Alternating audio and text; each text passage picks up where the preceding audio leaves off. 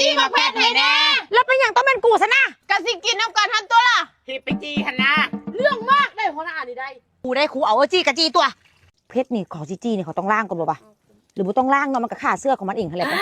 ยามันบ่ต้องล่างจี้มดบ่ กะจีเบิดหันแหละ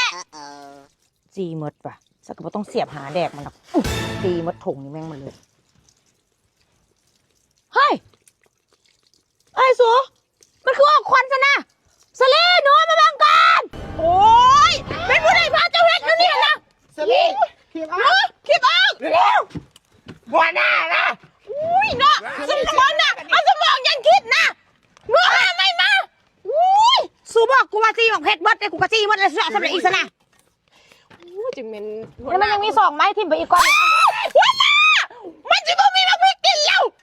เอาหนูใส่กันนี่ เจ้าบ่เคยเฮ็ดกินบ่หัวหน้า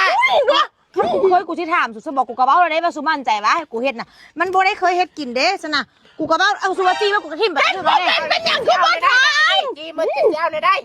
คือบ่เสียบแล้วก็คอยปิ้งดี อ้าวเมื่อกี้กูเสียบอยู่นี่เลยเมื่อกี้กูเสียบอยู่นี่กูถามสุวาจี้มันบ่สุวาจี้มันกูกระทิ่มมันทนมันพิษมันได้ ๆแล้วจะสิเอาได้บ่นี่บ่ผลใหม่มันแล้วเป็นกิทานมันแล้วหั่น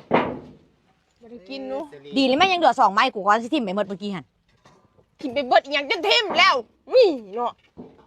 เฮ็ดบ่เป็นหยังคือบ่ทำ ตากูจะถามกูจะบอกสุดแล้วว่าสุมั่นใจวะเนี่ยสุว่ามั่นใจให้รถทันเด้กูก็ให้ทันเด้แล้วไม่อยากมาด่ากูซะนะ มาเบิ่งหัวหน้าเฮ็ดกินทานหัวหน้าเอามาพริกเป็นกิทานแล้ว เนาะอุ้ยจึงเป็นสูตรน้ำหัวหน้านี่เนาะเฮ็ดบ่เป็นกันคิดเอา